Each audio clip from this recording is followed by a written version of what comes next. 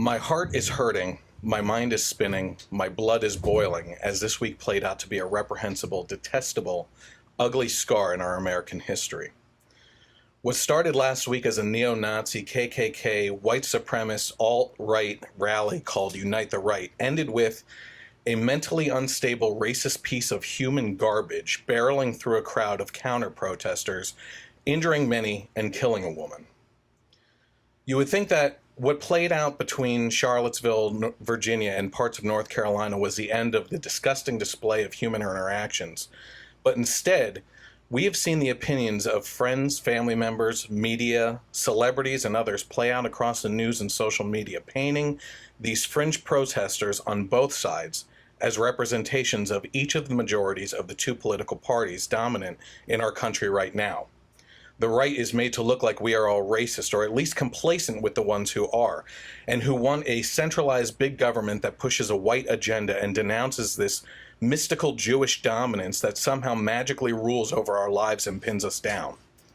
The left is categorized by a bunch of masked vigilantes that are intolerant of any opinions but their own and resort to using fascism to fight fascism. I don't believe this is true of either side. I think what we witnessed over the weekend was a display on both sides of people desperate to prove their legitimacy as groups in this country and hoping they would be painted by the media as representatives of the Republicans and Democrats so they could feel like they have a crowd behind them. But that isn't true. I refuse to believe that this is true. I believe very strongly that the majority of Americans watched in horror at the state and gravity of the protest situation and all had similar thoughts running through their heads as I did in mine. What the hell is going on? How did we get to this from just having a difference in opinions? Why do we allow ourselves to be divided amongst each other while those doing the dividing are conquering through a weakened American spirit amongst American brothers and sisters that all share patriotic blood? I often hear calls for condemnation when the crap hits the fan. People around the world have asked why Muslims don't come out and unite with each other against their radical sects of Islam that commit terrorism, calls for stoning of gays and lesbians, and daughters who brought their families shame by being raped, those that slaughter anyone who don't follow their strict views of their political or religion. And yet, here we stand with the media saying that these white supremacists are representative of the Republican side, and we have people either defending their actions or trying to play a game of, yeah, but the other side. I come to you today as a constitutional conservative and libertarian to tell you that I stand against and condemn the actions of these violent, soulless monsters using bigotry to promote a self-serving agenda. I go before you to tell you that I may voice a different opinion than one that you may hold, but I'll be damned if I ever raise a fist to someone over a mere disagreement in political opinion or stance, especially if that person is a brother or sister in Christ or country. I will also give you some facts. These KKK, white supremacists, neo-Nazis, and alternative right people do not represent the right in the Republicans or conservatives. We conservatives greatly respect and hold dear the Constitution, a founding document that separates us from every other country out there and is a beacon to those who immigrated here. I believe it should apply to everyone that resides in this country, despite race, sex, gender, religion, or political affiliation. The alt-right despises the Constitution and believes that they are supreme as a white race and that the Constitution only holds them back and gives power to minorities. Conservatives and libertarians believe in a very small government with little power over the citizens besides basic duties. The alt-right believes in huge, centralized government that pushes a white agenda and an oppressive thumb over those who disagree. These are not the morals and values that I live by or promote, and clearly label as both anti-American and disgusting. We fought a world war specifically against these types of people, and America kicked their ass to send a message to the world that this will not be tolerated. The excuses being thrown out there now are that this was to protect a historic statue of General Lee from being torn down, and that they had a permit, unlike the Antifa movement, to, quote, peacefully protest. I find it fascinating that you can show up with homemade shields, weapons, helmets, and torches and claim to believe it was going to go down peacefully. Is protecting a statue of a guy who died a hell of a long time ago worth a life? A woman died because of this interaction. As a matter of fact, a whole helicopter of people died because of this protest, and you want to claim it was over a damn statue? And if you side with the Antifa movement, is it okay to, as an individual or group, decide that it's okay to destroy public and private property like these statues just because you don't like it? If the white supremacists were to tear down a statue of Martin Luther King, you would rightly say that it's destroying property and should be viewed as a crime. It should be left to the vote of the local community on what they want to do with it, not the opinions of people on both sides that traveled from all over the country to an area that they don't even care about. Yet this is only half the story that is told in the media. It should be extremely easy to side against neo-Nazis, alt-right, and KKK. That should go without being said.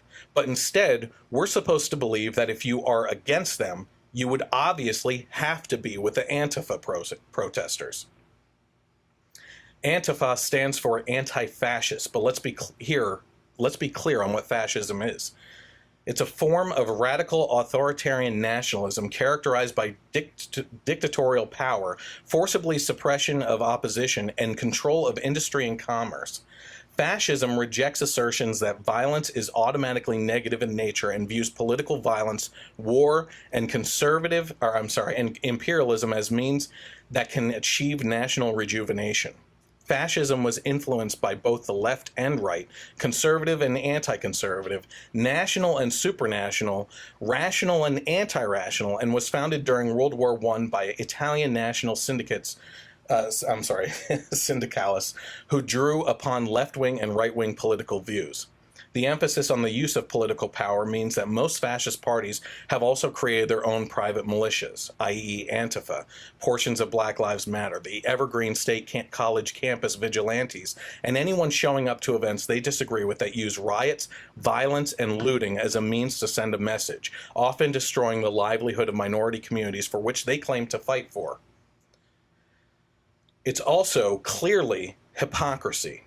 They claim to be fighting against fascism, using fascist methods, and feel that the ends justify the means. But where does that end? They are acting the same way as the hateful groups that they are counter-protesting, and the only difference is a matter of opinions that often line up in everything but terminology that defines skin color, religion, and sex. These people are not representative of liberals or Democrats. It is another example of self-serving scum that want an excuse to throw a fist into the face of someone they disagree with or deem the enemy. Eric Erickson said it best this week when he wrote in The Insurgent, "The white supremacist defines us by color and the left defines us by sexual orientation and gender. Both write our original sin and find evil and sin everywhere. All of this is to figure out who gets to be the grand says who in the absence of God. Politics, which had become a process by which we govern ourselves, becomes power. Whoever controls government gets to impose their morality. Government then becomes religion for both sides." This psychopath that plowed his car through counter-protesters and the aftermath of that event should be major news. But why is it that similar news that played out the other way is overlooked and disregarded? I find it extremely easy to stand against these hateful groups that feel they represent my political ideology. Where were my liberal counterparts when James T. Hodgkinson felt scared enough by the political rhetoric on the left that he felt it was his duty to go to a GOP congressman baseball practice and try to assassinate 10% of the sitting GOP members of Congress? Where were my liberal friends that posted all these Trump supporter attacks that turned out to be falsified by the victims and then refused to follow up the story with honesty that it didn't happen? Where is the condemnation of this Antifa movement that refuses to allow a differing opinion on college campuses and resort to burning up the streets and assuming control of the stages to stop speeches? I, for one, am sick of the violence on both sides because it is not a means to an end when you are dealing with fellow citizens. It's okay to disagree with each other and still be civil. It is not okay to shut them down, hunt them down, or put them down because you disagree. The Unite the Right rally should be viewed as a victory for unity. Unity for the rest of us despite our many differences against all of these hateful groups. President Trump condemned violence in its entirety of this situation, and it wasn't good enough for the left because he did not specifically say the names of the groups. Isn't condemning any violence a good thing no matter who is perpetrating it? He obviously could have said things better, but what else is new? Oh, you know what? President Obama sure as hell could have thought things through before he said the police were acting stupidly, and other comments around the time that led to the hunting down and assassination of police officers around the country. It's obvious that words hold weight, especially when said by leaders of the free world. But if we could all step back from our anger and disgust for individuals to recognize attempts at cooling off a situation, we would be better off. I don't think that President Obama hates white people, and I don't think that Trump is a racist. These are intellectually lazy arguments of people that live to hate opposing political representation, and it's dishonest at best. I'm tired, and I don't believe that I'm alone. I fight in the arena of thought on a daily basis to defend my constitutional and Christian values. I don't need to add to that list a defense of the actions of people who don't even stand for what I stand for, yet are categorized with me. We feel like a crowd of herded cattle trying to escape an arena in panic, shoving and pushing each other toward the exits, unable to turn back, push to the sides, or even stop to catch our breath. And the exits we are being pushed toward look like an open door to civil war or a dimly lit side exit for peace. One of my favorite quotes is, "Those who sit on picket fences end up getting impaled." So instead of allowing the hands of fascists on either side to push us forward as a nation, join us in trying to push towards that side exit that seems futile to reach. I guarantee you, it'll be worth it. This is the Generation Y Conservative Podcast.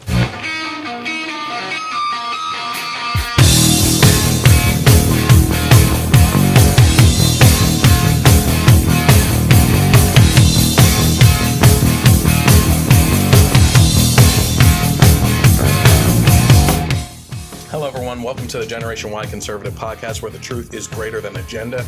You can follow me on social media. You might be watching right now on Facebook Live. If you are watching, you can search for the Generation Y Conservative, hit the like button, and follow along with the page. You can also go to the following button and go down and get notifications for when we do go live. You can also find me, if you're looking across the bottom of the screen right now, on YouTube by searching for the Generation Y Conservative. And once you subscribe to that channel, you can actually hit the bell for notifications when we push content out on that as well, which is either the podcast, segments of the podcast, or our movie reviews, which Mike has been a part of here as well. If you want to interact with me on Twitter, there's always fun conversations going on there too. You can follow at Gen Y Conservative without the E on the end. And also, just so you know, you can listen to this podcast re-aired in audio form on KLRN Internet Radio on Sundays from 3 to 6. Now, they have also put me on iTunes. So if you're looking for an audio podcast to listen to while you're at work or working out, which I don't recommend because you probably want some pumped up music and everything to go along with your workout, I can't help you out with that. But certainly go over to iTunes and you can subscribe to the podcast over there as well. I want to welcome Mike again. He's always willing to come by unless he's tied up with things. So we actually did invite a couple more people tonight to join us for a panel discussion on the whole Charlottesville situation, and that will take up the majority of the podcast tonight because we will be going into depth a little bit more than just my monologue to talk about that a little bit more as well. This month's Spotlight charity for August is Feed My Starving Children, which is a Christian nonprofit that aims to reduce the starvation of children around the world through packaged meals. Here's the mission statement for Feed My Starving Children.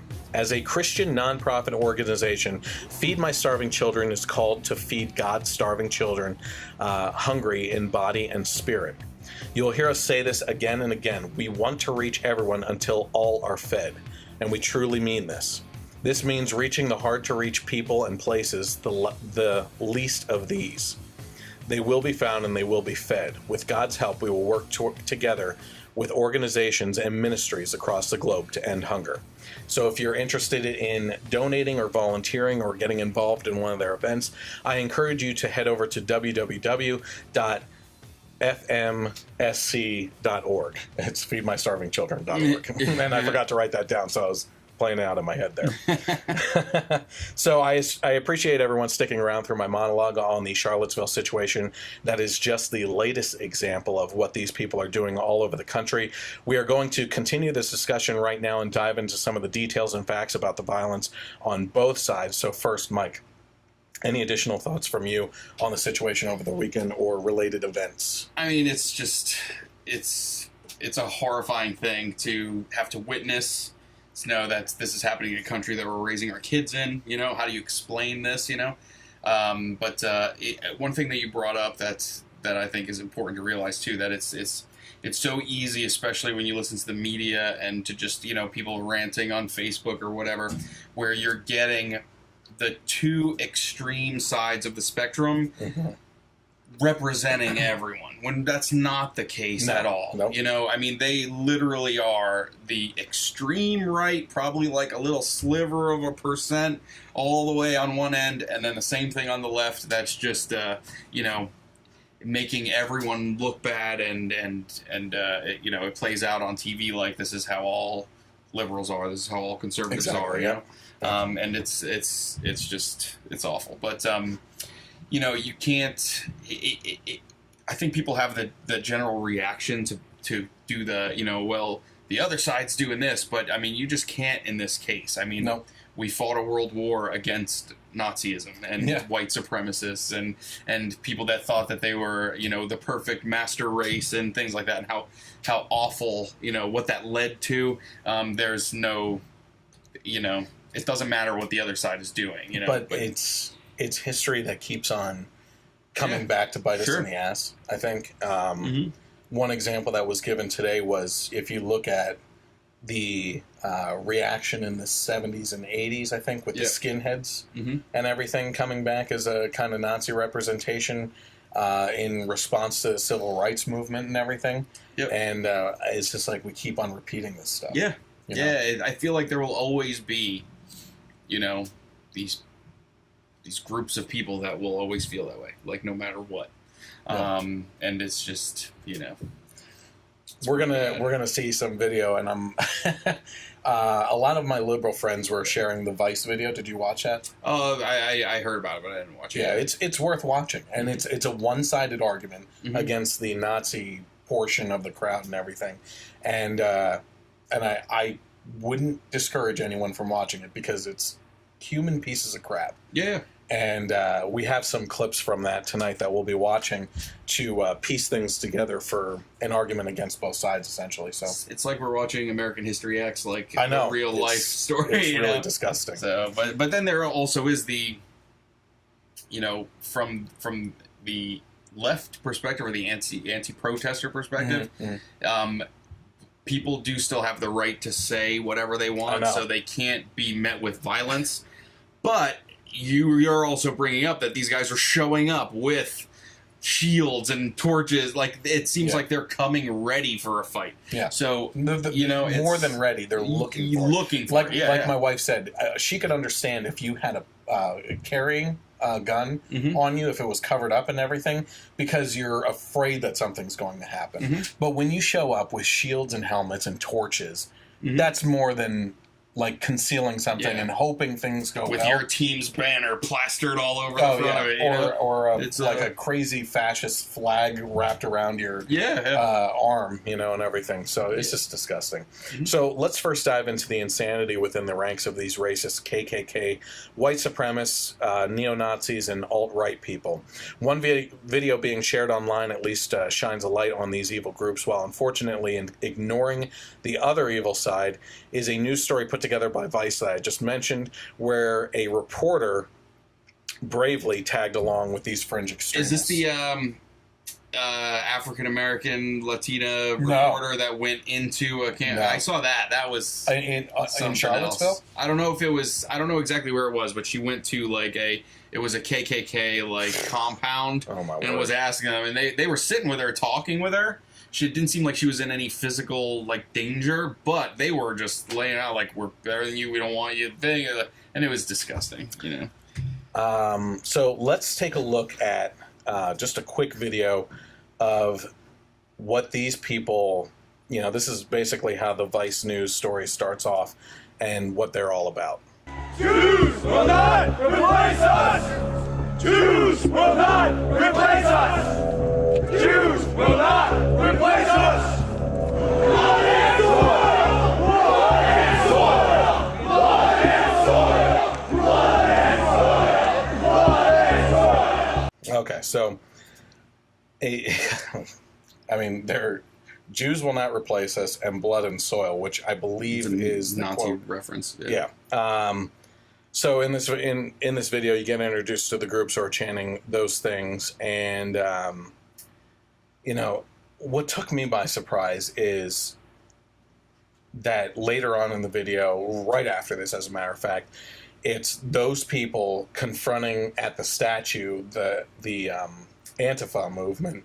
Antifa movement is surrounding the statue and screaming Black Lives Matter, and they're screaming White Lives Matter, and they're going back and forth. And I thought, okay, so their main argument down in Charlottesville is going to be against minorities, right? Mm-hmm. And instead, like you'll see throughout some of these clips, like they are still like public enemy number one to them is the Jewish people, which I find fascinating that they feel like they're being oppressed by Jewish people. I'm like, where? Yeah. Where is this happening? You know? So in this next video, what you're going to do is you're going to get introduced to a guy named Christopher Cantwell, who's one of the main organizers of the Unite the Right rally. And before we get even deeper into this, I want to apologize for the live stream, that there is a lot of heavy cursing involved in these videos. And I can't exactly help that out because it'll be the videos. Edited, I'm sure, in the YouTube video, I will put beeps in there for you. So this is Cantwell. So when did you get into, as you said, the racial stuff? When Trayvon Martin case happened, you know, Michael Brown and Tamir Rice and all these different things happen, every single case, it's some little black behaving like a savage, and he gets himself in trouble, shockingly enough. Whatever problems I might have with my fellow white people, they generally are not inclined to such behavior, and you know, you gotta kind of take that into consideration when you're thinking about how to organize your society. In Oklahoma City. Okay, so exactly, you have to go back to Oklahoma City to talk about a white act of terrorism, Elliot Rodger, right? Dylan Roof. Okay, so now you've managed to name 3 people, and I'm pretty sure Elliot Rodger wasn't explicitly white, by the way. But the thing is, you remember the names of white bombers and mass shooters, okay? Yeah. Can you tell me the name of all 19 hijackers on 9/11 off the top of your head? You can remember Dylan Roof's name. You can remember Tim McVeigh's name. White people were capable of violence. I didn't say capable. Of course we're capable. I'm carrying a pistol. I go to the gym all the time. I'm trying to make myself more capable of violence. I'm here to spread ideas, talk, in the hopes that somebody more capable will come along and do that. Somebody like Donald Trump, who does not give his daughter to a Jew.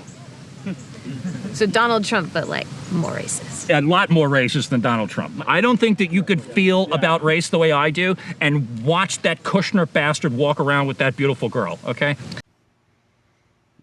Yeah. So, so I mean, he was back and forth between going after the Trayvon Martin cases and then going after Kushner and everything, which, you know, right there, that little interaction shows me that, you know, say what you want about the whole Trump family and everything, but that's not even good enough for this guy. You know what I mean? Yeah. So it's just pretty disgusting. Let's see here. I do have one more clip of him that you might find interesting. We'll try to lighten the mood a little bit with this one because it'll make you feel happy, but I want to say something after this then. I should pour it on my face? Yeah. What just happened? They based me. Who? I don't know. Communists. It's the second time in 2 days. So the guy in the background says the second time in 2 days. There was actually another video of him getting maced too. Now here's the thing. The left gets pleasure out of that. Mm-hmm. I'm going to tell you, I personally get pleasure out of that, right? But if you have to take a step back as a human being, you know what I mean, and say, is this the way that anybody should be treating anybody? Yeah. Like, yes, it's wrong for him to be doing the things to people that he's doing, but the ends don't justify the means when you treat them like that as well. Yeah. You know what I mean? Mm-hmm. And that's the thing. Like I said to my wife, this woman who's doing the interview has an amazing amount of restraint. Yeah. Like, obviously, she probably wouldn't be able to get away with doing anything, but if I just happened to be passing by Cantwell on the street and I recognized him, I don't know if I could hold back from just wailing and punching him right across the face. You know what I mean? So it's just, do you get a feel-good feeling from seeing that stuff? Yes. Yeah. Should you? Probably not. Yeah, at the end of the day, you know, we have service members from our history that fought guys like that. Yeah. But they also fought so that we could live in a country where we can say whatever we want. But you do still have this like natural feeling of glee. Yes. When a Nazi is, you know, it was stuff like that happens to someone like him, you know. So next guy that we're introduced to in the Vice report is Robert Ray, I think his name is, and he just is one of a kind. We'll put it that way. What do you do for the Daily Stormer? I am a feature writer. I do the crypto report, and I'm generally their man on the ground at events. So what do you hope to get out of today? Like, what does it mean to you? Well, for one thing, it means that we're showing to this parasitic class of anti-white vermin that this is our country. This country was built by our forefathers. It's sustained by us. It's going to remain our country. I believe, as you can see, we are stepping off the internet in a big way. For instance, last night at the Torch Walk, there were hundreds and hundreds of us. People realize they're not atomized individuals. They're part of a larger whole because we have been spreading our memes. We have been organizing on the internet. And so now they're coming out. And now, as you can see today, we greatly outnumbered the anti-white, anti-American filth. And at some point, we will have enough power that we will clear them from the streets forever. That which is degenerate in white countries will be removed. So you're saying showing up in physical space lets people know that, like, there are more like them. We're starting to slowly unveil a little bit of our power level. You ain't seen nothing yet. That's what I'm afraid of, unfortunately. Mm-hmm. And I look at the situation right now, and I think I don't see anything good coming. I don't see the leaders of our day, like Martin Luther King. They're not around. Yeah. You know what I mean? To pave a way for peace. No. You know what I mean? If anything, when you do quotations, these civil rights leaders of today, they are more divisive than anything. Like, they are. I mean, if you want to look at what's watering the seed of some white supremacists and KKK, it's the Al Sharptons and the Jesse Jacksons of the world. You know what I mean? Well, and the best way it was put on radio, I heard the other day, was that this is not they're not part of a civil rights movement. They're part of a civil rights industry. Yeah. Oh, for sure. Yeah. For sure. Let's see here. So they always seem to show up when it seems like there can be money to be made. Exactly. You know? Yep. And when they get the situation wrong, they walk away and never apologize. Yeah. Like just disappear. The frat house that was accused of raping the black stripper, and it turned out that they didn't, and she lied about it, and they made such a big ruckus and riots down there and everything. Walked away. These kids' lives are ruined. They can't get jobs anymore or anything, and they didn't do it. And she actually did finally come out and say that they didn't do it, and he doesn't care. He walked away, never apologized or anything. Okay, so of course the biggest piece of scum actually showed up at the rally as well. This is David Duke. Federal court order that was determined. We had a federal court order to have this rally, and also we had a order that we could have obviously speaking equipment like all group. Well, we get in the car. Let's get ready. We had speaking permits. Say hello to your new They wouldn't even boss. let us hook up our microphones and our speakers because they don't want our speech because we're telling the truth. We're talking about the ethnic cleansing of America and the destruction of the American way of life and a new Bolshevik-style society with no freedom of speech in this country. That's really where we're going in America, and that's got to change. See y'all later. We will be back. Yeah, so speaking of being back, I think one of the next big protests is actually going to be down at the Texas A&M University down in Texas. and there's already word of gearing up for and the anti-protest against that and everything, including from people on the right, like my buddy over at the Blaze, Lawrence Jones, plans on going there in a peaceful way, protesting against these guys and everything. Good. So I would just say this: just pray that it is just a protest. Yeah. You know, because it's pretty obvious that things get out of hand really quick, you know? And so speaking of getting out of hand very quickly, this is what transpired with the car hit scene that killed a woman and injured many down in Charlottesville this week then.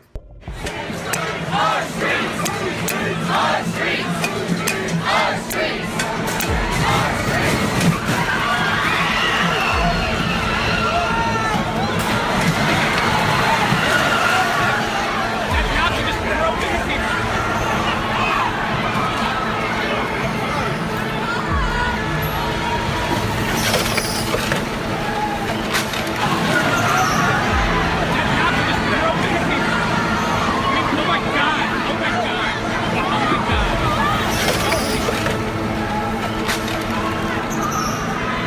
I don't know how many people are hurt, but there are people on the ground being treated by the medics. Were people running up the street screaming and crying. There's many people on the side injured too. It's a really horrific sound.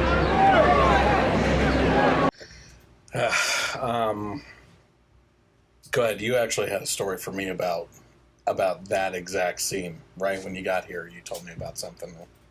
Wasn't that you? About the reporter on one of the journalists that was there? No, that wasn't me.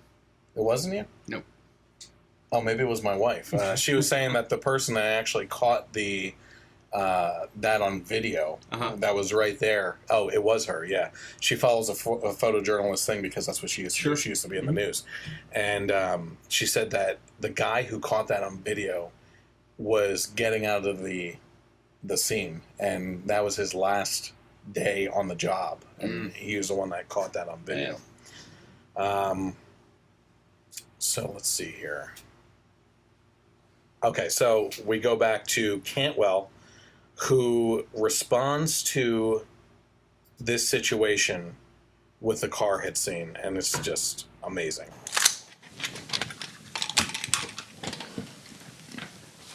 Kel-Tec P3AT, 380 ACP, Glock 19, 9mm,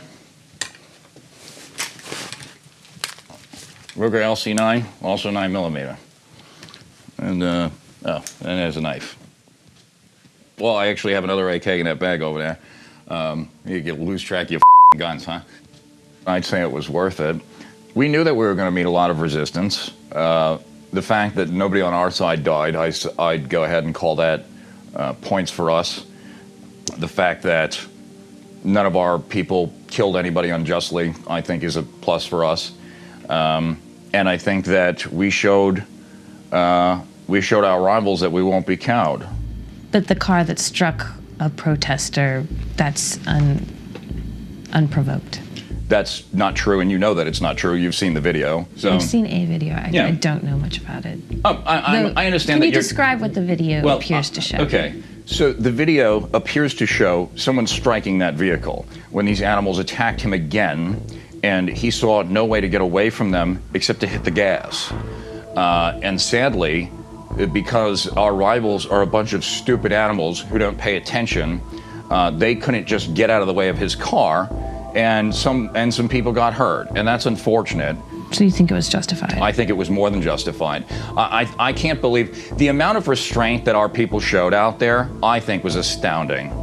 First of all, he refers to everyone as that's not in his group as animals, right? And that they showed restraint, which is BS. And it's a game. Points for us. Yeah, you know? Exactly. Here's what I will say about this situation. There are states around the country right now that are putting into law that if you are in a car and there is protesters blocking your way, that if you move slowly, you could go through them or whatever, you know? And I was actually for it at the time, and this is like making me reconsider. Like honestly, that's a horrific scene, you know? and I'll be the first to admit when if and when I feel that there's mistakes. Now, let me just say this: this video, to me, doesn't show him being threatened as a driver. Not at all. To warrant him hitting the gas and going through these people, which is what this guy is saying. Yeah. But if there was a situation where you were on the highway, and I've seen this with a motorcycle gang video, I was about to bring that up. That is a situation where the driver was being provoked, and you could feel like, okay, they could be in danger, and they're looking for a way. The guy that was in the van at the time Yep. had his whole family, including kids in the car. These motorcyclists surrounded the car and started pounding on the windows and trying to get him out to beat him up. Is that the one where they actually pulled him out and did beat him up? I don't remember. I just remember that they were banging on the car. Yeah. They surrounded the car. They were revving their engines.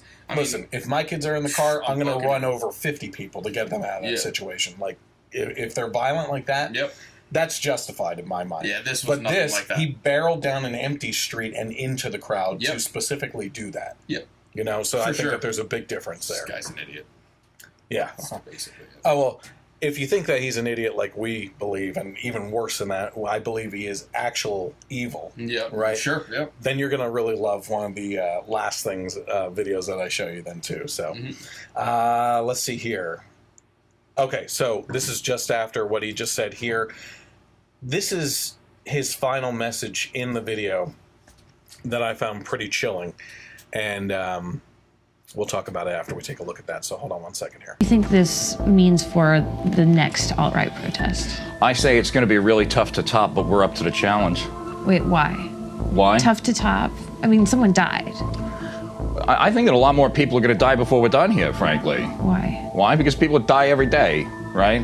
I mean, But not like of a heart attack. I mean, violent death. Well, people die violent deaths all the time, right? Like, this is part of the reason that we want an ethno state, right? So, like, the blacks are killing each other in staggering numbers from coast to coast. We don't really want to have a part of that anymore. And so, the fact that they resist us when we say, hey, we want a homeland, is not shocking to me, all right? These people want violence, and the right is just meeting market demand. Here's what I would say about that. One of the biggest mistakes that we have made as a country when confronting evil or our enemies, wherever they may be, whether it's Iran or North Korea or people like this, is we never seem to take these people at their word, you know? And it's like, oh, this is a fringe person, or, oh, that leader doesn't really have the power to do these things. You know, Kim Jong Un, we're going to actually talk about him briefly tonight in one of the news stories. And there's a kicking of the can down the road until something happens. Yep. Right? This guy is saying that he doesn't believe that the killing is over with. I think it's about time we take these people at their word. You know what I mean? And that's what I'm most afraid of. Like I said, you know, people keep on coming to me and asking me in Messenger and, you know, people I know calling me. I've had a few people call me. I've had people talk to me in person and everything.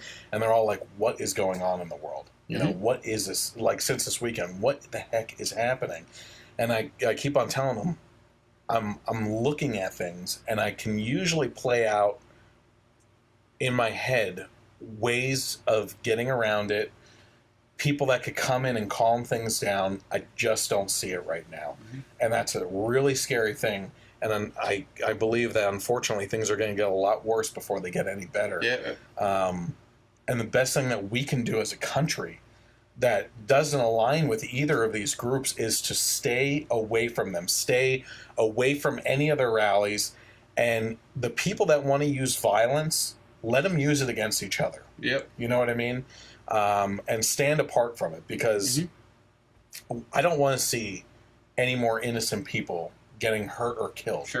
You know, especially, you know, I agree with Trump. There were probably good people on both sides there, but it looked like it was very few and far between. I mean, you're talking sprinkled into this. You know what I mean?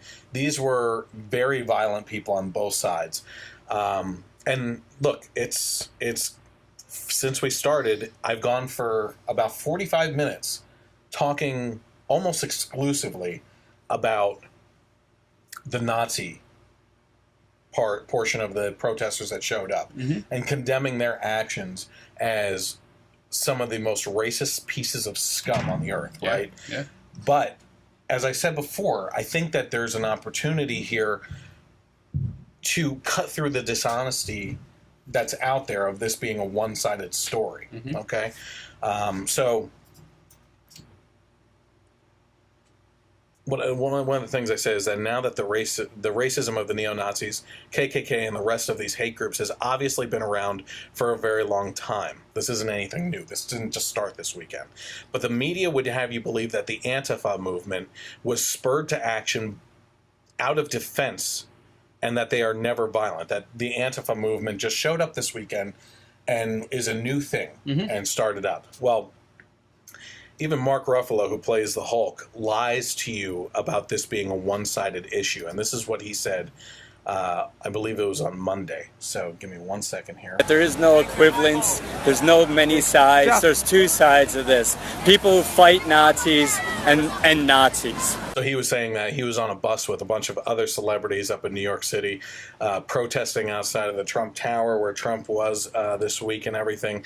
He was with Olivia Wilde. He was with Michael Moore and, unfortunately, Marissa Tomei, the hot Spider-Man aunt. But it's a lie. And the media is lying to you, and people like this celebrity are lying to you that this is only a one-sided issue. So let's move even further back than the events of this weekend in Charlottesville and take a look at other Antifa violence this year. So let's take a look at these 3 Antifa violent attacks back in April of this year. Too much hate is now projected against them.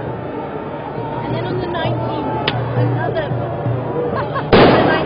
another protest scheduled. So that was an RT reporter that was just reporting on the situation, and a guy comes up and just smacks her across the face for reporting on the situation, right?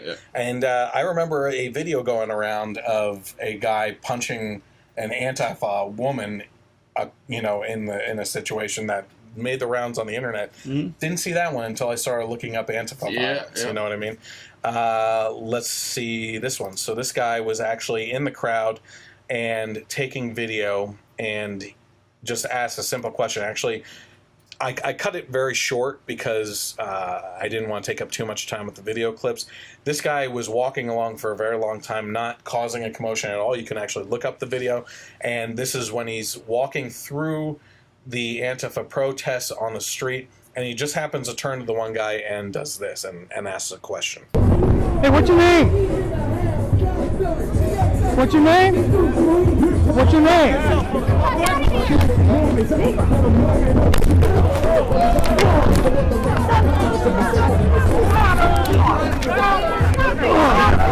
Come over here. Come on, man.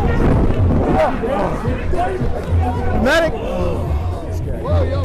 That was actually about 4 or 5 of them that started beating him up just because he asked their name. And we're going to get to a little bit more on my thoughts on these guys wearing masks all the time. Let's go to an Antifa bicyclist that got into a confrontation. That's not how doxing works. I'm not going to. I don't think that's a Nazi. I'm not a Nazi. What are you doing, man? Hey! Whoa! You got a problem? Yeah, I got a problem. I'm standing here. I don't want to fight, man. Yo. That's why his bike's calm down.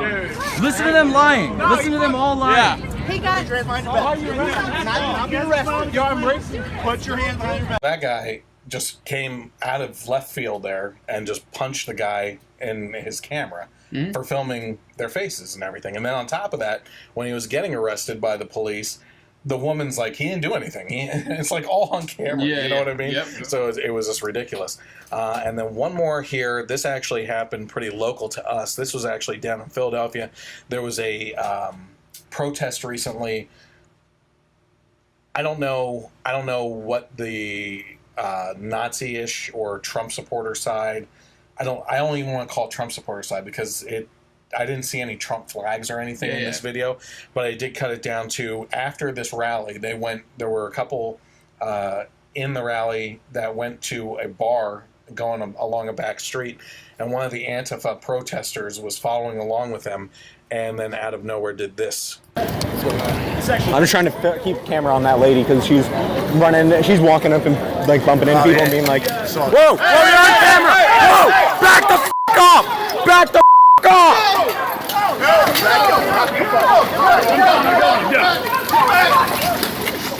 One thing that you can't see from that, there is another video that actually shows the Antifa protesters.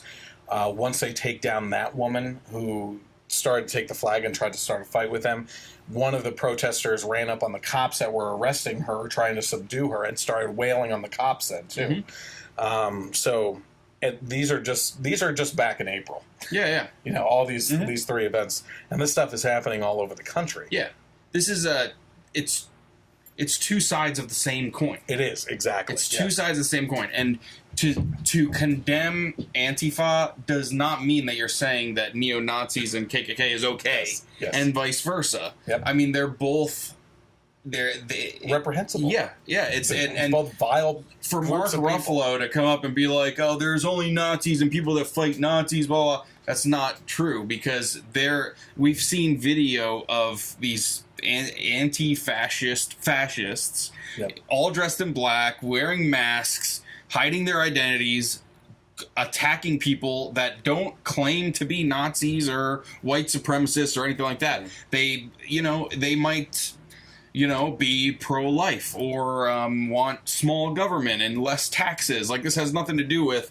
we're better than you because we're white and Christian, and if you're Jewish or black or an immigrant, you're subhuman. Like, they're attacking people that don't believe these things. Right. So they're just as bad. It's the same thing, just from the other side. You know what I mean? Here's what we were actually at my daughter's soccer game tonight, and I was talking to my wife about this, and I brought up a couple big points on how these groups of people are being wedged in with the conservative right wing and Christian people, right? And I said it right in my monologue, which is they're anti-Constitution. They believe that props up everyone when it should just be the whites that privilege from the Constitution. They are anti-small government because they want a large, powerful, centralized white power type government to oppress everyone else. They are not Christians because if they're talking about the Jewish people this way, when Christians view the Jewish people as the chosen people of God, that's not very Christian at all. Jesus was a Jew. Yes, exactly. You know what I mean? And then there was another one. I forgot it while I was... the fact that we fought against the Nazis. Like, I'm sorry, the left is proud of it too, I'm sure. But who touts the, fighting against Hitler and the Nazis military more than... pride. Exactly, more than veterans and conservatives and everything else. To lump these are animals. Yeah. He's labeling other people as animals. These are animals. Yep. To lump them in with us is being sorely mistaken and trying. It's an agenda. Yeah, that's all there is. And then it takes people on the left that are maybe younger, impressionable, and aren't as educated, and they're starting to think now that all conservatives and Christians are basically. But let's be fair. The videos that we just watched, I don't know many Democrats or liberals of mine, friends, that would go up and punch people like that either. Again, it's the fringes on both extreme sides, that are being shown on TV, and then everyone thinks that that's everyone. So let's talk about these statues that are being torn down all over the country right now. Yeah.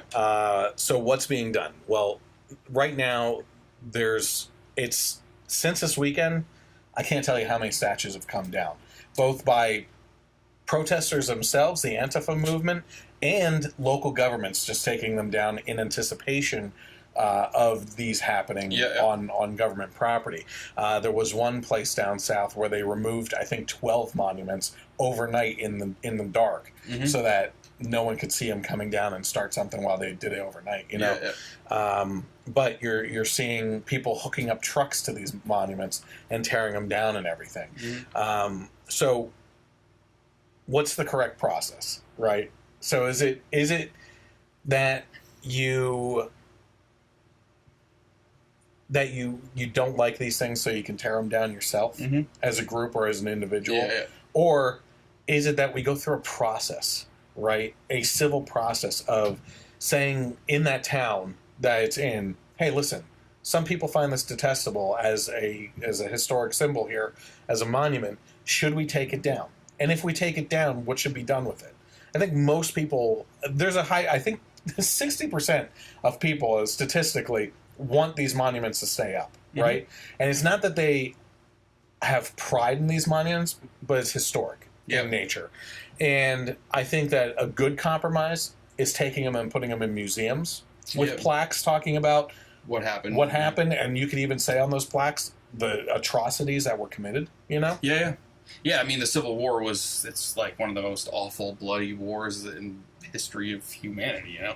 Yeah. I remember hearing stories of you couldn't walk across a battlefield by stepping on the grass. You can just walk across, like, just on top of bodies. Yeah. And, you know, I always kind of think of, like, okay, if you took, like, modern-day Germany, like, would they still have a statue of Hitler up as a historical thing, and is that right? And I would think not, you know?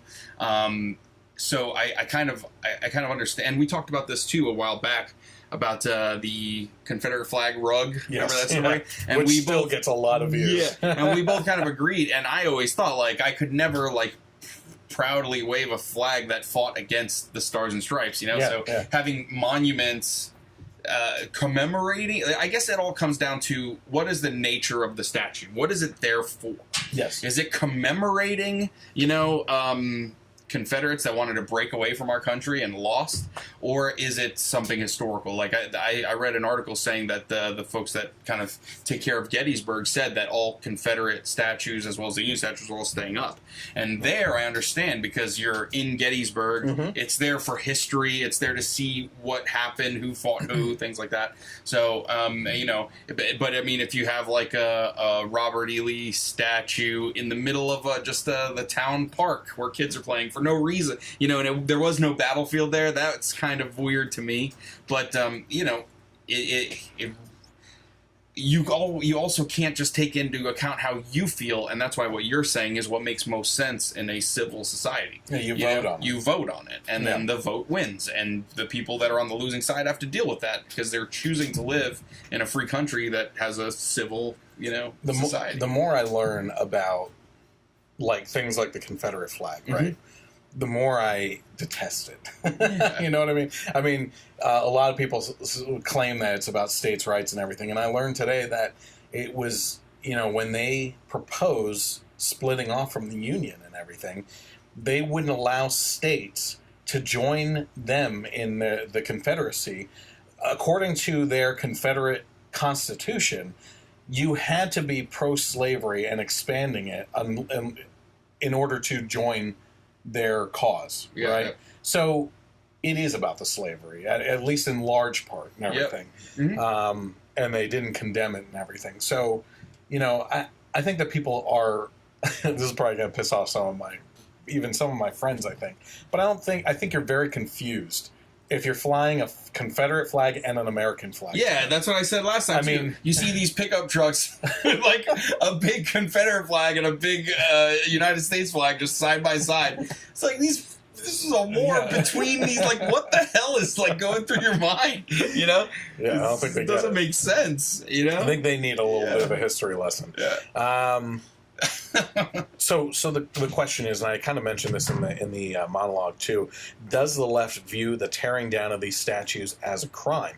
If it was an MLK statue, would it be a crime? Because I believe that both would be detestable. Yeah. Right? I mean, in this case here, you are destroying public or private property. You know?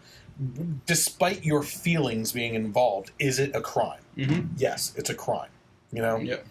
So, do the ends justify the means? Because your feelings are hurt, do you get to tear it down?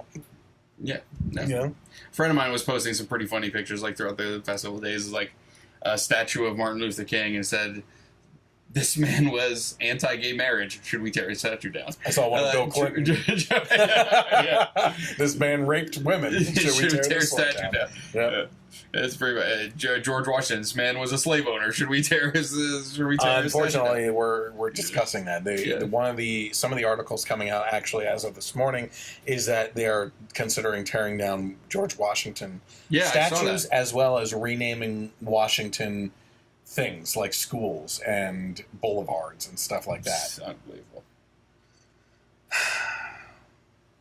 I mean, there's a lot of history there that people don't. I mean, it's just crazy. Yeah. But I'll just put it that way. I mean, one of his closest confidants on who he looked to for wisdom was a friend of his that was black in the war. Yeah. And at the time, I don't know the slavery status of that individual, but he had a high respect for that guy. You know, I forget his name, unfortunately. So the president was blasted for asking, what's next? Statues of Jefferson and Washington?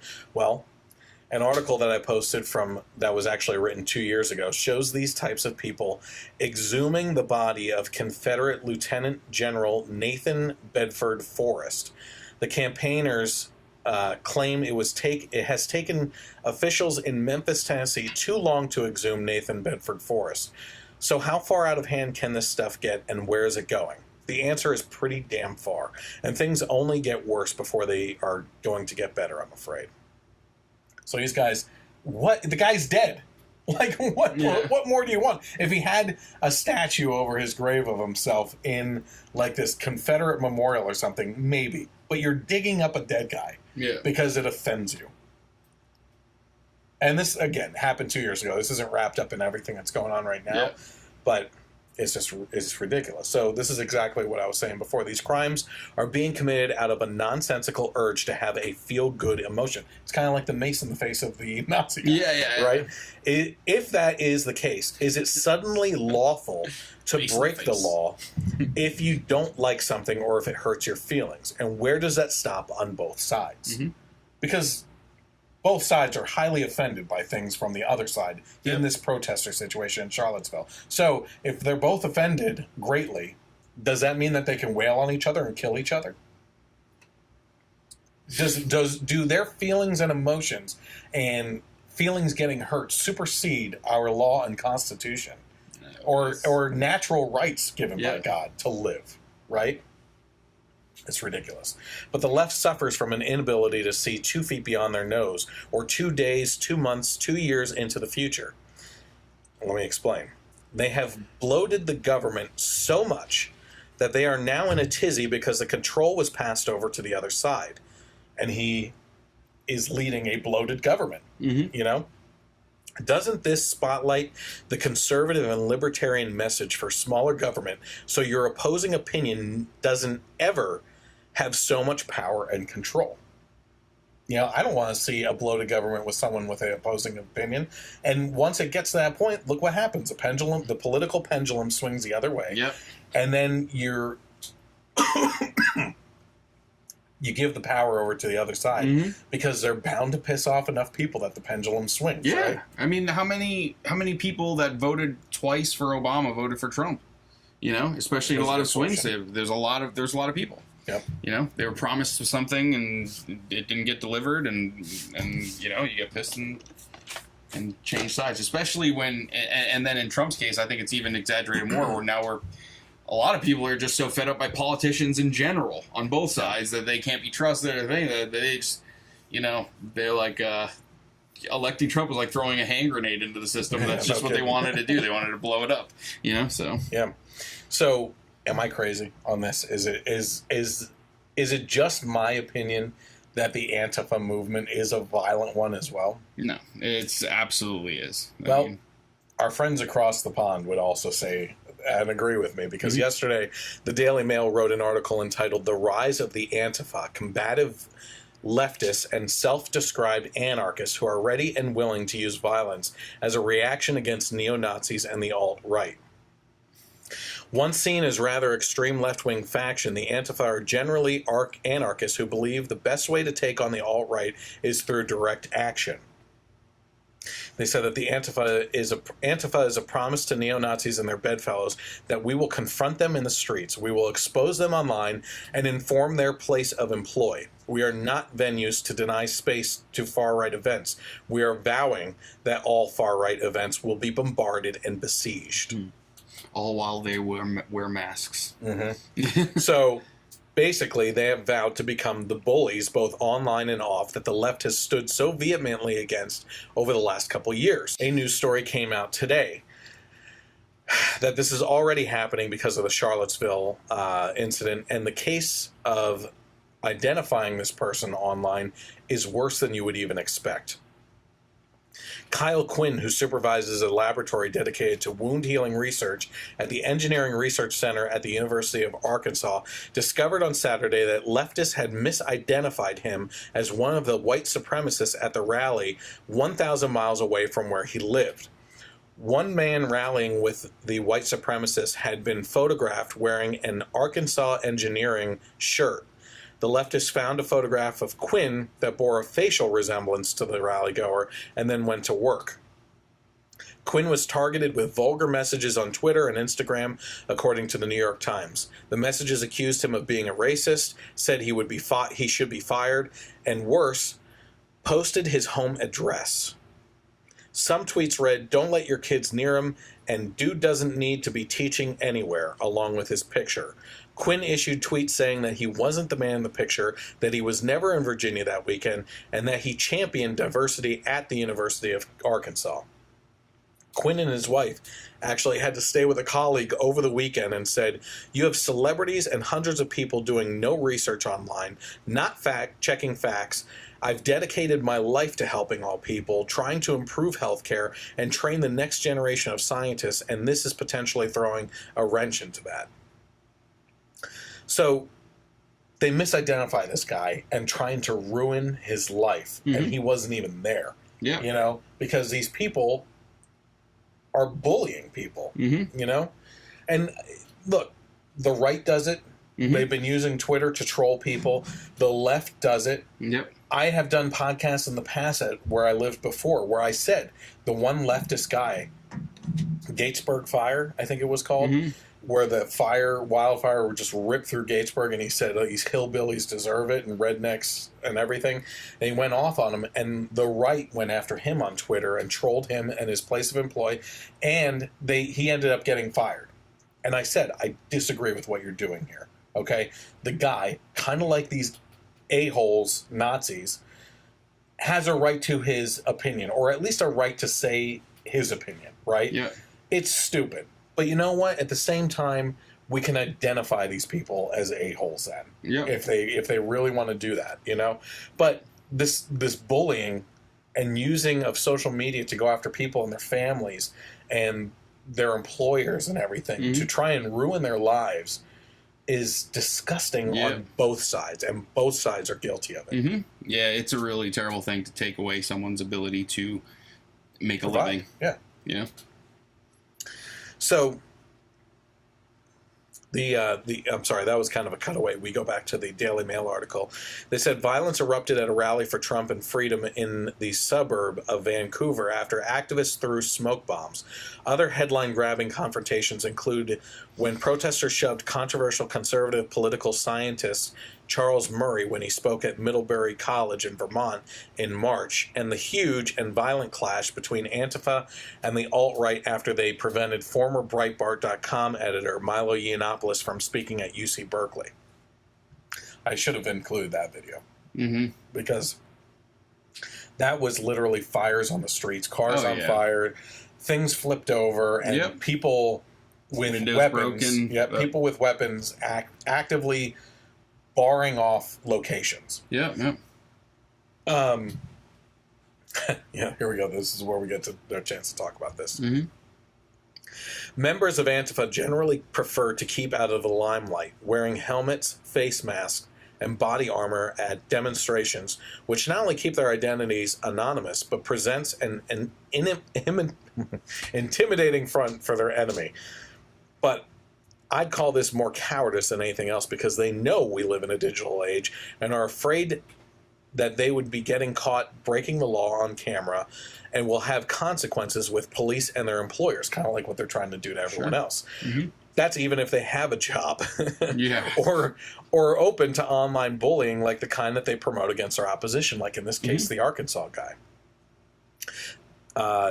Anything else to say about that? I mean, these guys are wearing face masks, and it's ridiculous. It's pretty obvious to me. That's exactly why, too, because they know that, you know, it's very easy that a picture will be snapped of them doing something stupid, and they can be held responsible. I almost kind of think that there should be some kind of law or rule that, you know, there are rules in regards to peaceful protesting and, you know, kind of guidelines that people have to follow when they do these things. And I think that, you know, if you're going to go out there to stand up for what you believe in, you should not be able to cover your face. You know, if you really stand up for it, you know, and wear it as a badge of honor, you know, and especially where in situations that can get violent, the police shouldn't have to deal with, like, okay, who did what? Oh, we can't identify that person. Let's say somebody does something really awful and then you can't identify them and they just get away with it, you know? It's like... I think more so, and I did say it in there, it's that they... Okay, this is the best comparison. The Nazis showed up with shields, helmets, and torches. Yep. They were looking for a fight. Mm-hmm. These people end up showing up wearing masks. They're intending to break the law. Yeah, yeah. Okay, whether it's smashing windows, causing a riot, or getting into a fight, like you're saying. A shield, at least, is a defensive thing. Like, you know, you're right. They're going there to start trouble. Yes. And they don't want to be identified doing it. Yep. They said that the main criticism of Antifa, aside from the violence, is that by forcing venues to cancel right-wing speakers and nationalist demonstrations, they are denying First Amendment rights and acting like the very authoritarian dictators they stand against, which is what I said in the beginning. These people are fighting fascism with fascism, and observers believe it will stop at that or when the other side gives up, and it's not going to happen. Mm-hmm. If either of these two groups feel like they've won or taken a foothold in any doorway, they're going to kick down that door. Yeah. And neither of these two groups should be encouraged to do that. Mm-hmm. You know, they're both very dangerous for society. Yeah. And I would pray that anybody watching, whether you completely disagree with me or agree with me, I honestly pray that you do not ever go to any of these events. Even if you completely disagree with them, you are putting yourself in danger on both sides. Yeah. If you want to watch from a rooftop like a couple blocks away or something, that may be your safest bet. Yeah. And even then, I don't even know anymore. Yeah, right. Freaking Cantwell guy's got an arsenal on him. Like, I mean, it takes one stray bullet. Yeah. He's just a human piece of garbage. Hey, thank you for bringing him back up. Yep. So we're going to actually end on him. He released a video, I believe it was yesterday. Mm-hmm. Okay, did you see this yet? I saw clips of it. Yeah, so I actually, it's not the whole clip of this guy, but it's of him crying about the situation. I cut it up a little bit to kind of give some of the highlights. Yeah. So kind of like the Mace situation, I get a little feel-good feeling, but, you know, it is what it is. I contacted the local police. I called the Charlottesville Police Department, and I asked them, I said, I have been told that there's a warrant out for my arrest. And they said that they wouldn't confirm it, but that I could find this out if I, excuse me, that I could find this out if I wanted to go to a local magistrate or something like that. But with everything that's happening, I don't think it's wise for me to be, you know, going anywhere. There's a state of emergency. The National Guard is here. You know, so I don't think it's a good idea for me to go there, frankly. Sorry. I want to be peaceful. I want to be law-abiding, okay? That was the whole entire point of this. And I'm watching CNN talk about this as violent white nationalist protests. We have done everything in our power to keep this peaceful, you know? I know we talk a lot of shit on the internet, right? But, like, literally, Jason Kessler applied for a permit, like, months ago for this, okay? When they yanked our permit, we went to the ACLU, and we went to court, and we won. We've been coordinating with law enforcement the entire time. Every step of the way, we've tried to do the right thing. and they just won't stop. You know, we have done everything in our power. We have used every peaceful and lawful means by which to redress our grievances, and our enemies just will not stop. We've been assaulted. They are threatening us. We are trying to make this peaceful. We are trying to be law-abiding, and our enemies will not stop. What options do we have left? If somebody would like to inform me of that, then I will be grateful to you. I really will. I got some options for you. Shut the hell up. Like, be a peaceful member of society. Yeah. And that goes for everyone else on the other side, too. Yeah. That's a great piece of advice. How about you invest in humanity? How about you invest in a couple books that aren't Mein Kampf? Yeah, you know right. What I mean? Like, invest in some psychology books on how to understand each other, how to get along with people. And the other side should do the same that's in this. Sure. You know, I mean, buy into humanity a little bit. Again, you're allowed to have a difference of opinion. Mm-hmm. You know what I mean? I actually have one guy that I'm training at work is a leftist, you know? And we talk politics all the time. I love the guy. Like, we have a blast working together, you know? And he makes great points, and he feels I make great points and everything. And we enjoy being around each other's company. Yeah. And that's the way it is, you know? If you can be civil and voice your opinions without hate coming out of you, which is what we've been talking about all year long, is that the left in general has been for years talking about loving each other and not being hateful and you know, love trumps hate. You know, make love not war. Yeah, exactly. But when it comes down to it, it's bathing in hate. It's like taking showers in it. Like, all they want to do is find something to focus on and hate. Right now it's Trump, right? Mm-hmm. But once he's out of office, what are you going to focus on? They'll find something. You know, it's always going to be Nazis and stuff like that, which I think we can all lockstep, you know, arm in arm with each other, leftists and those on the right and everything, and say we are against these people, you know? But you want some advice? I'm sure plenty of people, including us, would be happy to give you that advice. It's so funny, too. He's like, we've done everything we could to keep this peaceful, but then the clip we saw earlier, more people are going to die before this is over. Yes. Yeah, and my knife. Yeah, like, done everything we could to keep this peaceful. I mean, it's almost like he hasn't... It's like he has amnesia or something. Yeah. You know, every day he wakes up with like a new life or something that he can't remember the weekend right before. I think he knows. Oh, no, he knows and he remembers. He's just lying. You know, now that he's in some hot water, he's trying to appeal to some other people's reason, which is crazy.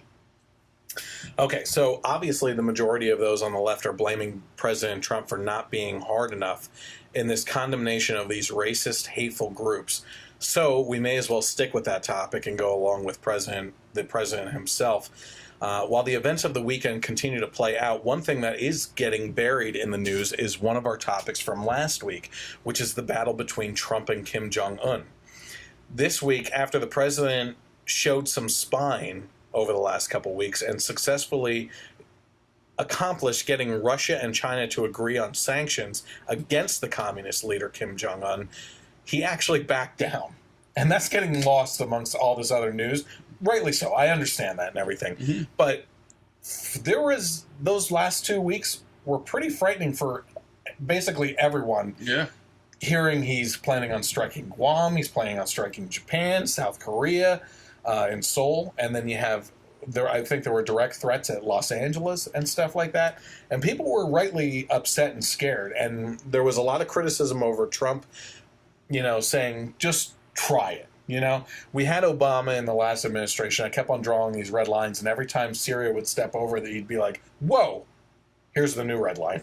You know what I mean? And that was 3 times that he did that. You know, and shortly after, I think it was the summer after the Benghazi situation.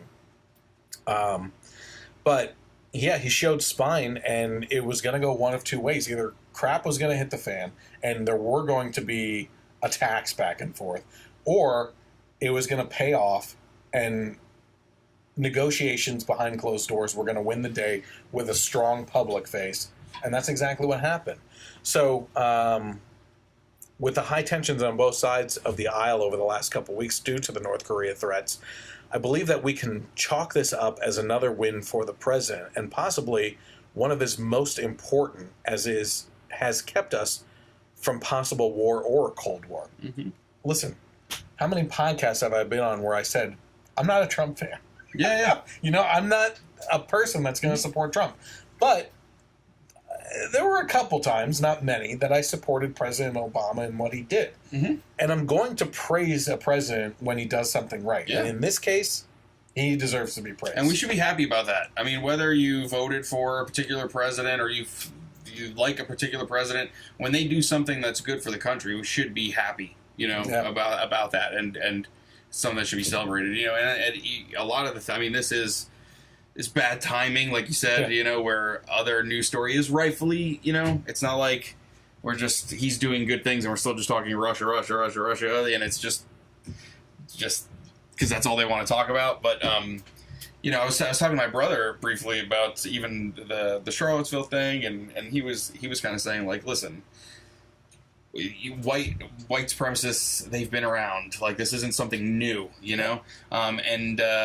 if these statues were such a bad thing, Obama was there for 8 years. He never talked about taking down statues. Like, why is this the thing now? It's because Trump's there, and they are basically just looking for reasons. My brother was like, this is fake news. This is just fake news. He's like, you know what I care about?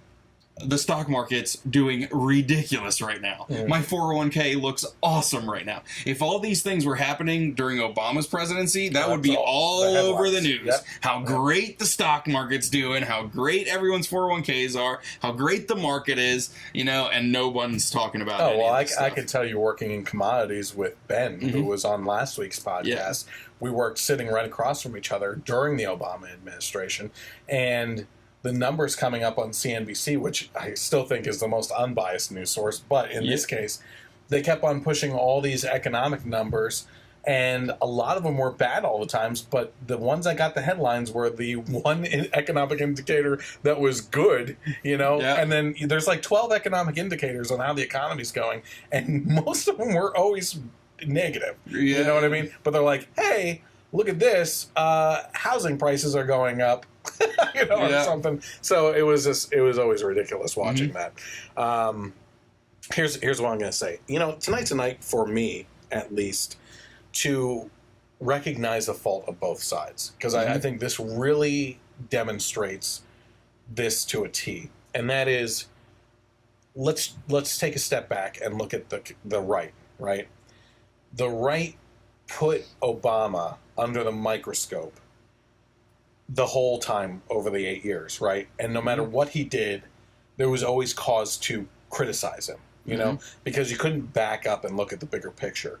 And, I have a, God bless her, a liberal woman who follows me on my Facebook page that gets involved every now and then, and I really do appreciate her. And she discusses with me when she disagrees with what I'm saying, right? But then she also praises me for when I do say things that make sense. And she said, I said something about, in regards to Obama the other week, there was an article that came out on him, and she said, well, what's the real news here? Mm-hmm. And I said, I just posted it there because I wanted to come back to it for the podcast. I always look through all the ones I posted to see if there's anything in there that I actually want to talk about. She said, there's no real news in this. I said, well, listen, it's not that I always want to criticize Obama or people like him. When it comes to Obama, I could definitely see myself having a beer with the guy, and I recognize that he looks like he's a really great dad and husband, right? Mm-hmm. I just disagree with his policies. And she said, I can get down with that. You know what I mean? And that's all it is. It's just a disagreement on policy issues and stuff like that. But the point being, we spent 8 years putting that guy under a microscope and not backing up and recognizing anything good in the situation or anything surrounding him that may have been good.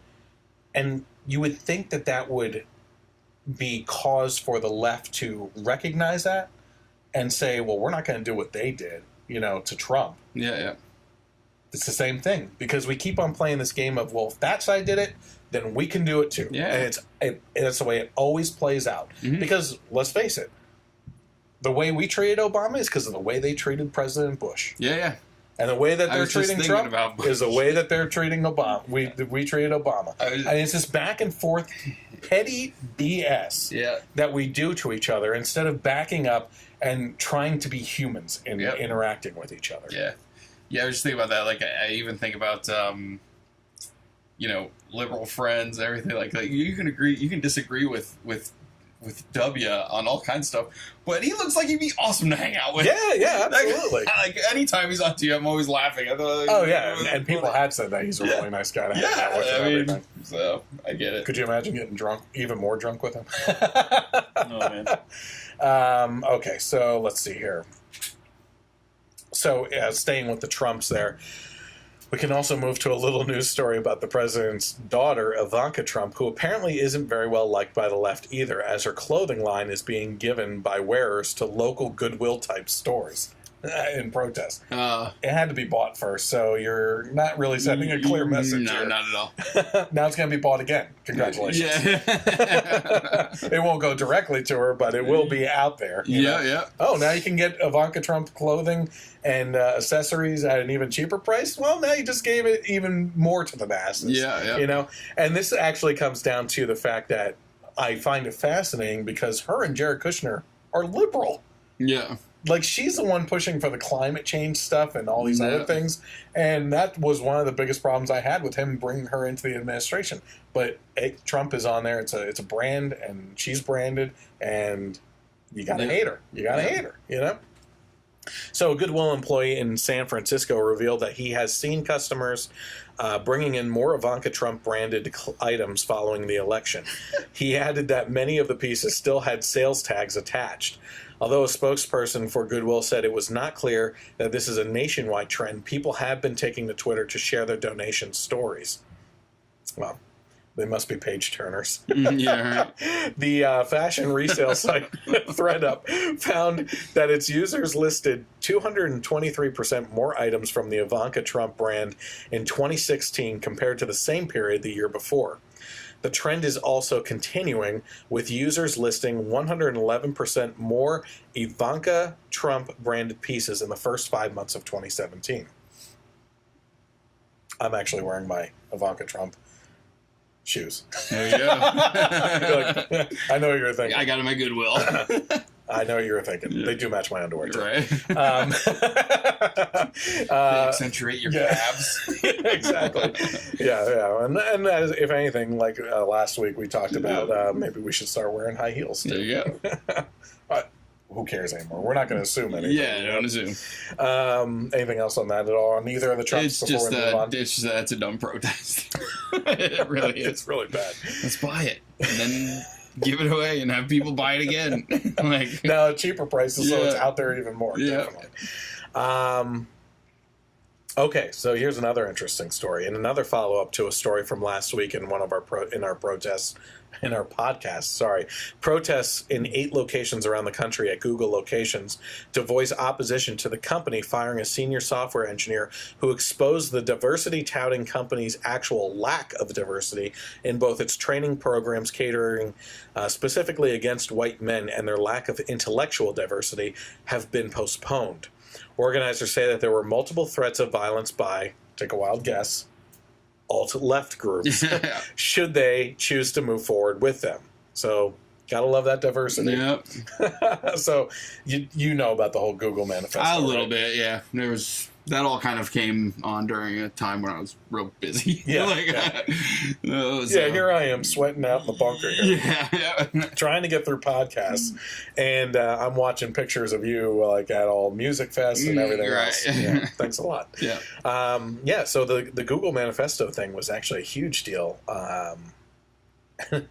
It's amazing to me. Now I'm thinking about it. That's a huge story. Mm-hmm. I'm sorry, but it is.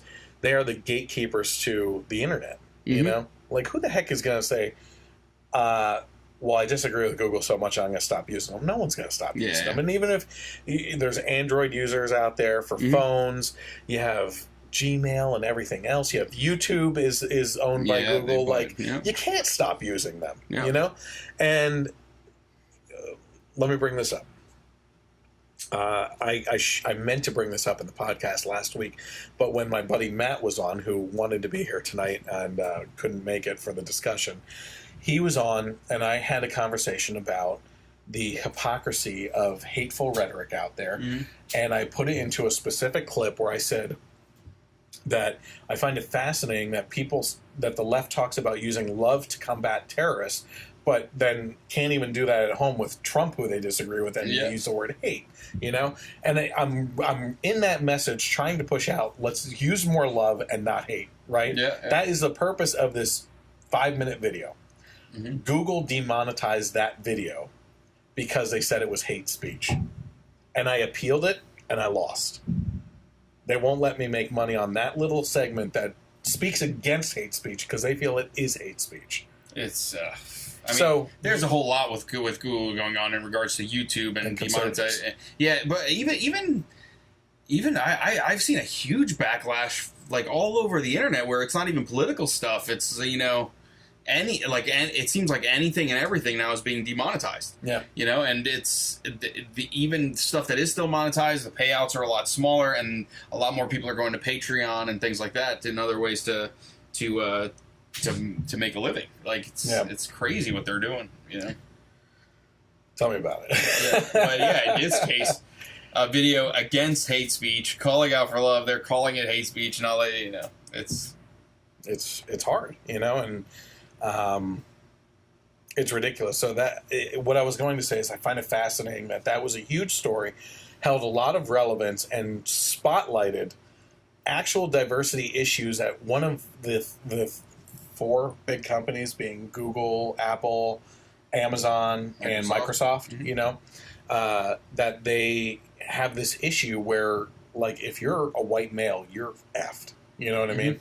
And that you don't get to enter into these, I don't know if you heard this, but Google has training programs for minorities to further advance their knowledge in the tech field in Google, to further themselves for promotions and stuff. But you cannot, as a white male employee, sit in on those programs, which are free.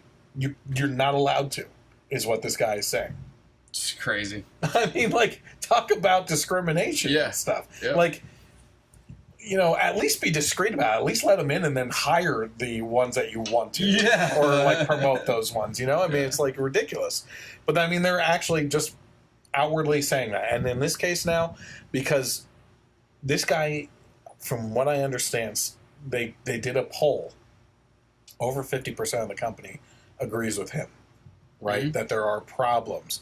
And a lot of people feel threatened to voice their opinion and everything and sit in silence. And he said there comes a time when you got to take a backbone and do something about it, you know? And he wasn't even that bad. He wasn't that mean. They kept on saying that he was sexist. And he gave ways that Google can hire more women. You know? Yeah. I mean, you didn't read the manifesto? No, I didn't. You should read it. It's a 10-page thing, and it's actually not that bad to read through. Yeah. It's great, and it kind of bulleted out into points being made and everything. But here you have the alt-left groups. Well, I'm sure Antifa is part of this too. Sure. You know? So that's the Google manifesto. Anything else on that? I guess the Google days of letting Owen Wilson and Vince Vaughn just kind of go in and do whatever they want. I would love to get in touch with Vince Vaughn. You're by the way, he's my soul animal. Is that spirit animal. He's pretty great. I still love the one shot of the Emmys when Meryl Streep was up there talking. Oh yeah, the shot of Vince Vaughn and Mel Gibson just like. Yeah. Are you kidding me? Like, what the hell? It was like James Franco. Shut up. It was like James Franco in that portrait video. I was you posted like the one clip, but you didn't show any clips of him making like crazy faces at the I know, yeah. So it was throughout the whole thing. I mean, I tried to keep it short. But the whole video, he barely said a word. Because what do you say to that kind of craziness? Really? Yeah. I mean, they just let her go on, because what are you going to say? Just let her hang herself. Oh my gosh. You have some kind of moral, relevancy if you have a future.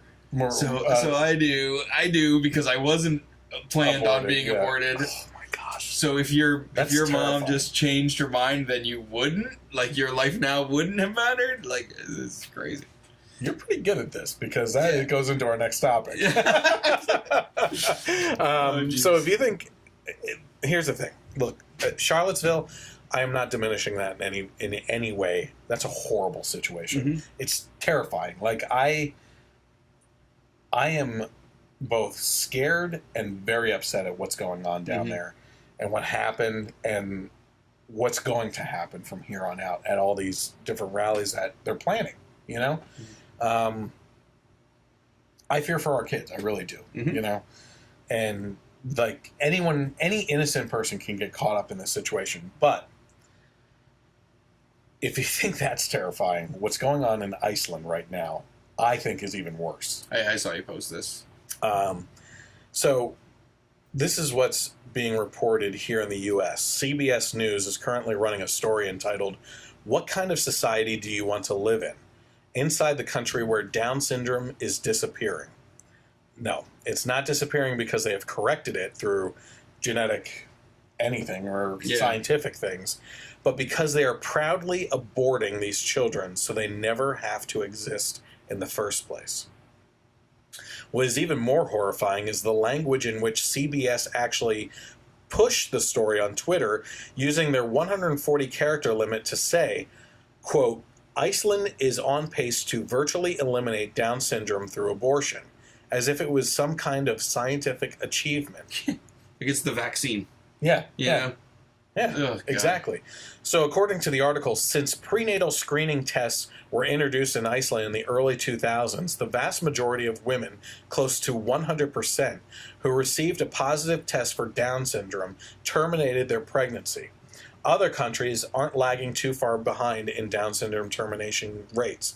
According to the most recent data available, the United States has an estimated termination rate for Down syndrome of 67% between 1995 and 2011.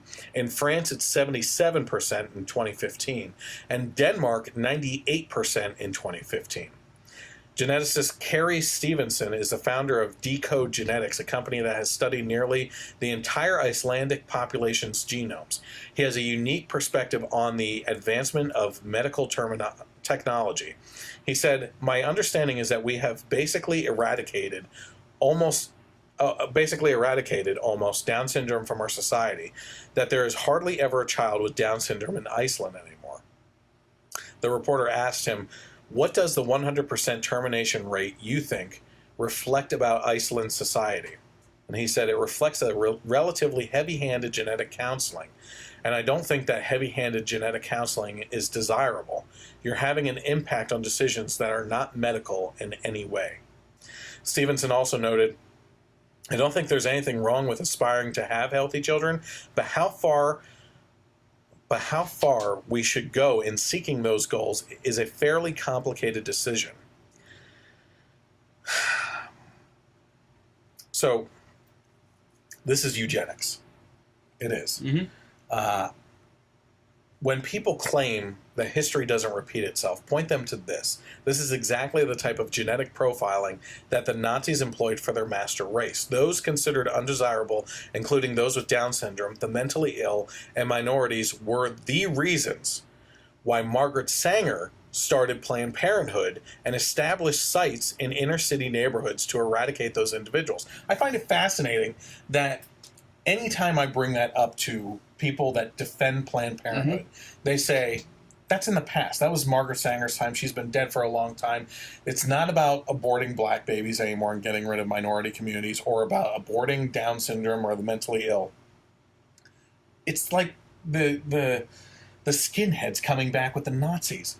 This is coming back right now. Iceland has an almost 100% termination rate of Down syndrome kids. And it's fascinating if you actually go to their Twitter account on CBS and go below that article on how many people on there actually said that their genetic tests that they got done for their babies or their markers that they got done said that their child would be born with Down syndrome, and the doctors told them that they should abort. They didn't, and the kid was born healthy. Yeah. You know? I'll be honest, there's a couple personal stories that I have about this. Number one, We were asked every single time for all 3 of our daughters if we would like that test done. And we said, absolutely not. We don't care. If the child is born with something wrong, we are going to deal with it. Yep. That is what you do. Mm-hmm. You know?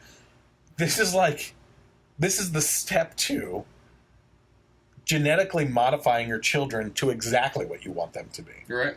You know, this is actually, this is what I said. I said it seems to be coming back around again, like the worst of fashion styles. Except here, people are dying. You are not eliminating a genetic condition. You are eliminating children, and in a lot of cases, not because you didn't want to be pregnant, which is bad enough, but even worse, that you feel these children are subhuman. They should take a long, hard look in the mirror at who's actually being subhuman. Yeah. Well, okay, so I told you my personal story and everything. Here's another one for you, too. My uncle, my mom's brother, married a woman, my aunt, who is no longer in the family, basically. Mm-hmm. And her brother, back in the 80s and so, I'm going to say a word here, and I want to use it as a teaching lesson for you, okay? Mm-hmm. But he was always the type of person to throw around retard like crazy. Oh, that's so retarded, you know, and do that all the time. Mm-hmm. He had a Down syndrome baby. Mm-hmm. It turned his life around. Yep. From what I understand. Okay, and I don't have any contact with him anymore. But the last I heard of him, he was wrapped around her finger. Mm-hmm. You know, and you see the best in people when you're around people with Down syndrome, because they have no hate. There's no hate in them. Yep. And it's amazing, you know. Yep. We have an individual that goes to our church, and he comes across the room at me every single time with this big smile, and he's 20 feet away from me, ready with his hand out, going for mine. And it's like, you know, when you read a story like this, that's who's going through your mind, you know? Yep. And it's crazy that I saw that you post this story a day or two after Tracy shared a story on Facebook, and I'll send you the video because maybe it might be something you want to put in. But it was a guy in his car. It was a dad of a Down syndrome child, and I guess he was at a store, and there was another dad and his kid there, and the kid was asking like, "Oh, what's wrong with him?" And I guess the father, he even said the other father probably didn't know what to say or and wasn't trying to be mean or anything like that, but he just said, "Oh, he's sick," you know. And the dad left, but he pulled over, recorded a video because he felt like he let his child down by not at least educating them. And then he kind of like... Oh, the father of the kid that asked the question? No. The father of the kid with Down syndrome, they left. He didn't say anything to that father and his child. Mm-hmm. But he said, I feel like I let my son down because I didn't, tell him he's not sick. This is who he is. And he said, he went on to talk about how, like, the truth is that they're great teachers, they're great people, they're very strong and everything. And he's kind of cutting in clips and everything like that, too, of him and his son. And then, like, 2 days later, I see your post, and I'm just like, it's,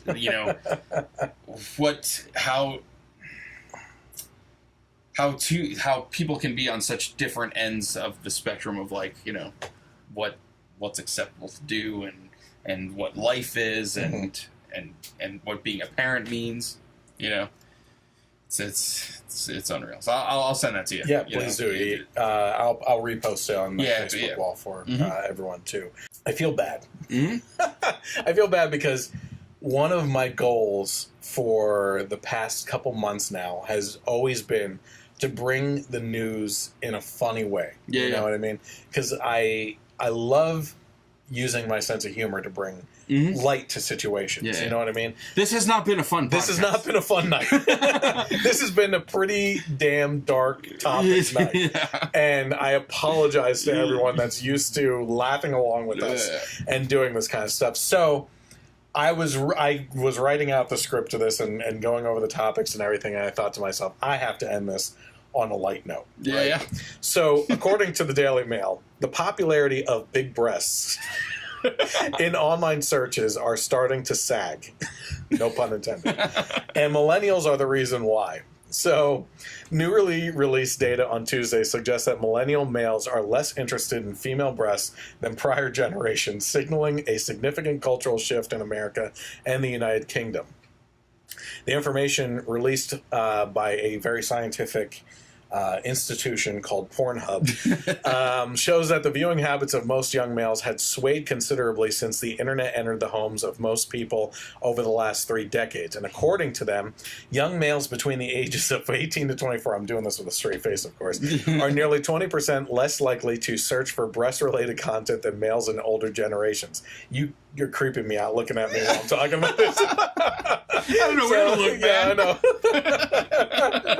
It's like Jim Carrey in the elevator. Mama. Where do I put my hands? Men ranging from 55 to 64 were 17% more likely to look for breast-related content. So, listen, of course, if guys would put the laptops away, head outside, find a nice girl, and start a relationship with them, you know, maybe they could do a little better than a video and virtual reality. Right. Yeah. I mean, I'm sure the Kardashians have kind of paved the way away from breasts, yes, you know. Yeah. But it's champagne. Yeah, right. But you know, one thing that was in here that I think really is kind of like a big deal is, you know, since the internet has become prevalent in people's homes, right? Okay. So. You provide internet, so go ahead. Yes, I do. I was very upset that I went over cable-related news last week without him, though I did invite him to come on the podcast. Yeah. So 1,000 megabits per second is now available in Lehigh Valley. So if anyway, but anyway, you know, when you think the pre-internet personal computer home days, you know, it was magazines, it was Pamela Anderson on Baywatch. You know, that's what most younger guys. Yeah. That's what most younger kids are like. Oh, you know, big boobs and things like that, right? But once you start getting into, I'm sure also the crazy stuff that's on the internet. Like sure, like yeah, right. Whatever you say. Yeah, okay. Please indulge me. So it is kind of twisting people away from just like, you know, oh, boobs. You know what I mean? It's what? I don't know. Oh no! Yeah. No, please go on. Yeah, I mean, well, I'm glad you were able to make the podcast a lot lighter. Neo-Nazis. Yeah, Let's get back on track. Okay. Oh, you're talking about neo-Nazi porn? No, that's the twisted stuff that you're talking about? Not at all. Nope. I do not endorse such things whatsoever. Yeah. You actually brought up another topic that you were supposed to remind me of, but I guess I'll throw it in there. Oh, yeah. Here comes the downer again. Yeah, total downer again. The tragedy that happened today in Barcelona. Yes. ISIS took responsibility for a van that plowed through a group of, or a sidewalk or wherever in a heavily populated tourist area. Last I saw was 12 or 13 people had passed away. And there was also a second van that was linked to the first van, but I guess never took off or whatever. And it's, you know, when we talk about the KKK being domestic terrorists, I mean, they are so blind to see how they are the white version of ISIS. You know, we are the master people. We condemn everyone else's way of life, and if you live that way of life, you need to be destroyed, and we don't want you here, you know, and things like that. It's you know, it's just Barcelona, you said, right? Yeah, Barcelona, Spain is where it was today. So, our thoughts and prayers are with Barcelona and their people right now. Anyone that have lived through this, our thoughts and prayers are with the people of Charlottesville that were victims of this situation. Those that continue to be victims of either of these groups, because that's what they leave in their wake right now. If I have one final message on these topics, it's this. Being a patriot for your country doesn't mean that you have to be rah, rah, rah about it, that we are perfect and we do nothing wrong. We have to be able to recognize the atrocities, but we also have to be able to say that in light of those, or despite those atrocities, we have done more as a country to lift up our people, in that the poorest among us are the richest of the world. And not that we had to go through the crap and wade through the sewage to get to where we are today. We certainly didn't have to. It is the way it is. It's kind of like Shawshank Redemption. You know, when he gets out of it, out of the sewer line and everything, and throws his arms up in the air and everything. You know, he's free. You know, he had to go through hell to get out of that situation and everything. And that's where we are today. I don't know what's coming next for our country. I just say we pray on it. You know, and I hope that we try to treat each other a heck of a lot better than we have been. Yeah, and if there's one thing that I just think about, and hopefully everybody else does too, is be careful. I mean, we're in a world now where you're on vacation and a truck, a van, a car in Charlottesville, a van in Barcelona, a truck in Nice, France, can just come barreling through and you could be at a gay club in Florida. You could be at the metal concert in Paris. It's just, you know, I feel like we're in a world now where it will do you very well to just kind of always be aware, you know, and keep your eyes open even while you're enjoying life, you know? So, you know. It's crazy. It's sad that that's the way that it needs to be now, but, you know. Well, listen, I want to thank Mike for joining me again this week. I appreciate it. All my previous guests are always invited to come by on podcast nights. They're all notified for panel discussions on any given week, because there's always enough topics going on every single freaking week. There's always big news going on. But if you are interested in following along and everything, you can find me on Facebook with searching for the Generation Y Conservative. If you're watching the video right now, it's along the bottom.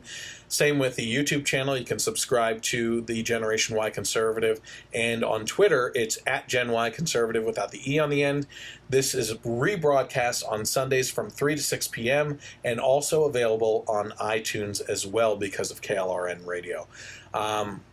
So I want to thank everybody for joining us tonight. Have a great night, be safe, and God bless America. Hi everyone, I want to thank you for watching this video. If you're interested in more content from the Generation Y Conservative, you can click on the most recent over here. Also, I encourage you to click on the subscribe button down here and let your friends know by sharing this channel. While you're there, I also encourage you to click on the little bell notification so that you can be notified when content is published, whether it's the Generation Y Conservative podcast or more recently, our movie reviews, which are a lot of fun. We'll catch you next time on the Generation Y Conservative.